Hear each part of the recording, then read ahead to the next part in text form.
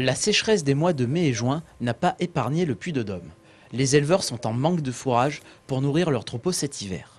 Après sa récolte, ce céréalier va semer des cultures fourragères, dites dérobées sur 30 hectares. Dès que le sol est libre de la paille et des céréales, je vais faire un travail superficiel et semer en direct ou en semi-direct de l'avesse, de l'avoine et du trèfle d'Alexandrie, de façon à mettre en place donc, cette fameuse culture dérobée. La récolte de fourrage ainsi obtenue sera donnée à un éleveur en difficulté. Une opération solidaire qui devrait combler le manque de foin. Ça peut faire de 3 à 4 tonnes à l'hectare. Ce qui veut dire que c'est largement le rendement d'une culture herbagère en montagne ou en demi-montagne. Donc ça peut largement compenser la perte de l'éleveur. Les agriculteurs participant à cette opération bénéficieront d'une aide du Conseil général allant de 100 à 170 € par hectare. Un plan d'urgence appliqué aux zones reconnues calamités agricoles.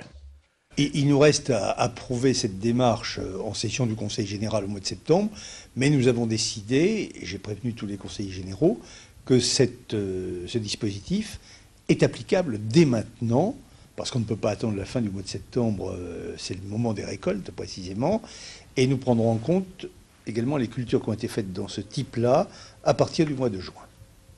Donc c'est opérationnel dès maintenant.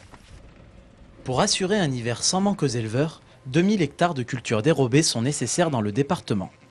Une solution qui permettra en plus d'éviter les coûteux convois de paille. 120 coureurs, une vingtaine d'équipes, 5 jours de course contre 3 seulement l'année dernière. L'édition 2011 du Tour cycliste d'Auvergne, dont le départ a été donné hier soir à Châtel-Guyon, affiche clairement ses ambitions. Créée en 1976, l'épreuve avait disparu des écrans radars en 2002 avant de renaître l'année dernière. Ah, vous savez, il n'y a que le travail qui compte. On commence petite marche, on monte grand braquet.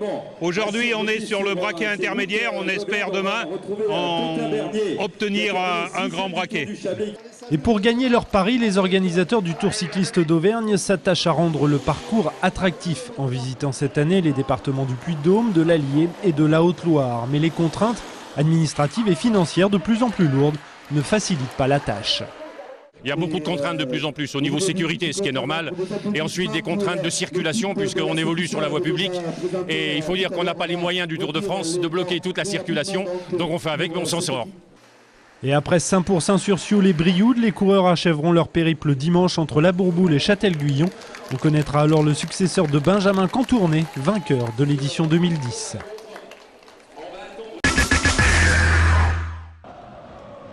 Reprise du championnat ce vendredi pour le Clermont Foot à Laval. Défait 3-0 à Lens la semaine dernière en Coupe de la Ligue.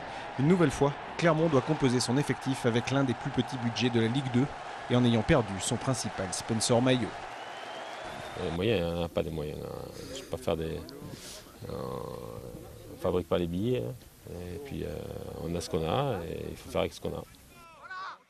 Derzakarian condamné au miracle permanent ou comment jouer la première partie de tableau avec un peu plus de 7 millions d'euros de budget. N'allez pas lui dire pour autant que son effectif est à l'image du manque de moyens du club. Non, mais il y a des joueurs qui ont du potentiel dans l'effectif. On n'a pas une équipe de Brel. Hein. On a une équipe. Il y a des joueurs qui ont prouvé l'an dernier qu'ils avaient le niveau, qu'ils pouvaient faire des très bons matchs. Maintenant, il faut que tout le monde élève son niveau de jeu et que tout le monde tire dans le même sens pour emmener l'équipe en haut de l'affiche. Voilà, c'est tout. Face à Laval, Clermont serait bien avisé de faire mentir une statistique cruelle. Jamais le Clermont Foot n'a gagné lors de la première journée de championnat en Ligue 2.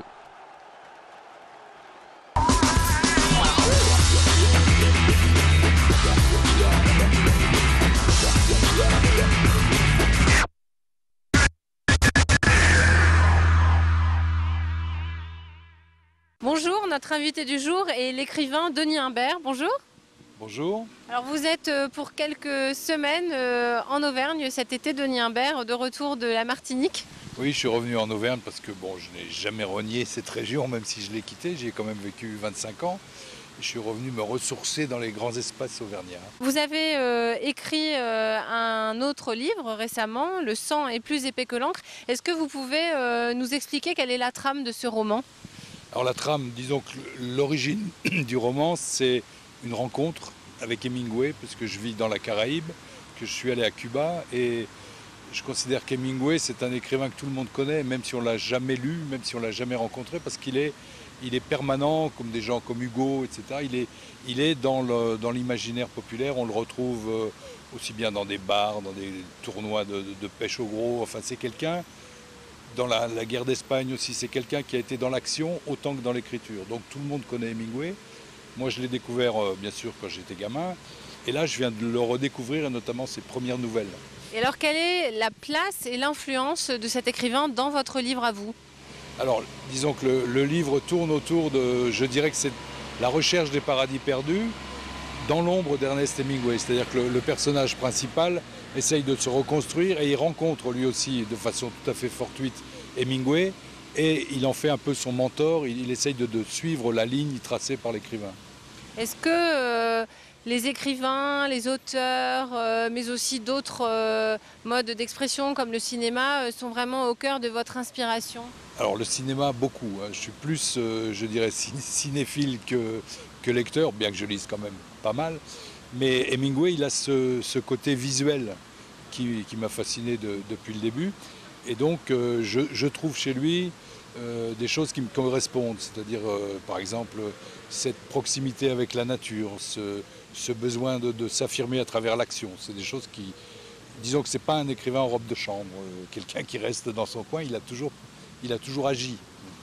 Est-ce que vous écrivez beaucoup? À quelle fréquence?